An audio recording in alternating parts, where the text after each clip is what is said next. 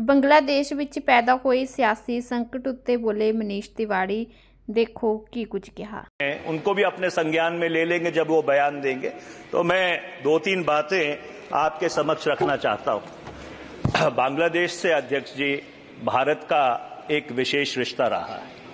1971 में बांग्लादेश की संरचना में भारत ने एक विशेष भूमिका निभाई थी, जिससे जो दक्षिण एशिया का भूगोलिक मैप है वो 1947 के बाद एक बार फिर से बदला था।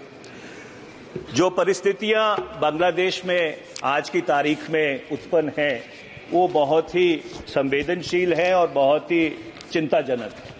जनवरी 2024 में शेख हसीना जी के नेतृत्व में अवामी लीग की चौथी बार सरकार बनी थी और लगभग 6 महीने के बाद ही एक ऐसी परिस्थिति वहां पे उत्पन्न हुई कि एक आंदोलन हुआ और उस आंदोलन के कारण सरकार को इस्तीफा देना पड़ा और शेख हसीना जी को वो मुल्क छोड़ना भी पड़ा।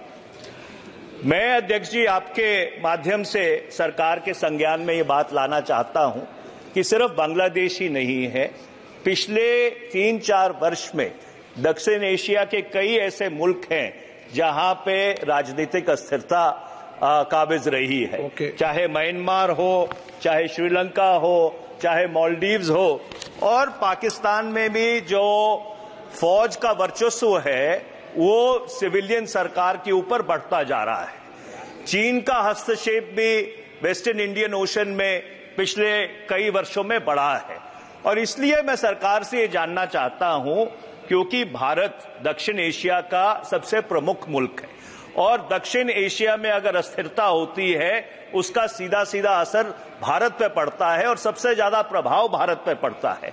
तो मैं सरकार से ये जानना चाहूंगा, जब विदेश मंत्री जवाब देंगे, कि पिछले कुछ वर्षों में दक्षिण एशिया में राजनीतिक स्थिरता को बहाल रखने के लिए भारत सरकार की तरफ से क्या कदम उठाए गए हैं और अगर ये जो राजनीतिक अस्थिरता है ये इसी तरह फैलती रही तो इसके जो नकारात्मक प्रभाव है वो भारत के ऊपर क्या पड़ने वाले हैं, ये मैं आपके संज्ञान में लाना चाहता हूं। ਬੰਗਲਾਦੇਸ਼ ਵਿੱਚ पैदा हुए सियासी संकट उत्ते बोले मनीष तिवाड़ी, देखो की कुछ कहा। उनको भी अपने संज्ञान में ले लेंगे जब वो बयान देंगे। तो मैं दो तीन बातें आपके समक्ष रखना चाहता हूं। बांग्लादेश से अध्यक्ष जी भारत का एक विशेष रिश्ता रहा है।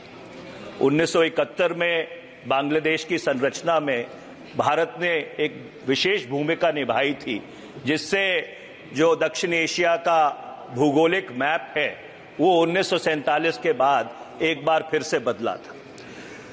जो परिस्थितियां बांग्लादेश में आज की तारीख में उत्पन्न हैं वो बहुत ही संवेदनशील है और बहुत ही चिंताजनक है। जनवरी 2024 में शेख हसीना जी के नेतृत्व में अवामी लीग की चौथी बार सरकार बनी थी और लगभग 6 महीने के बाद ही एक ऐसी परिस्थिति वहां पे उत्पन्न हुई कि एक आंदोलन हुआ और उस आंदोलन के कारण सरकार को इस्तीफा देना पड़ा और शेख हसीना जी को वो मुल्क छोड़ना भी पड़ा।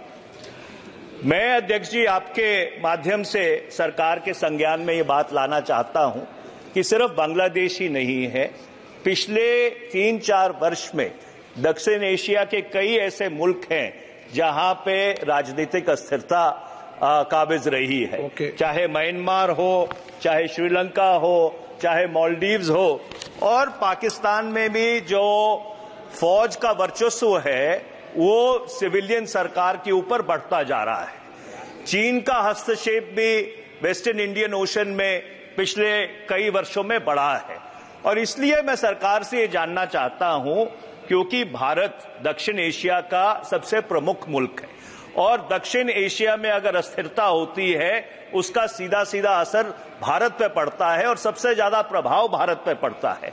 तो मैं सरकार से ये जानना चाहूंगा, जब विदेश मंत्री जवाब देंगे, कि पिछले कुछ वर्षों में दक्षिण एशिया में राजनीतिक स्थिरता को बहाल रखने के लिए भारत सरकार की तरफ से क्या कदम उठाए गए हैं और अगर ये जो राजनीतिक अस्थिरता है ये इसी तरह फैलती रही तो इसके जो नकारात्मक प्रभाव है वो भारत के ऊपर क्या पड़ने वाले हैं, ये मैं आपके संज्ञान में लाना चाहता हूं।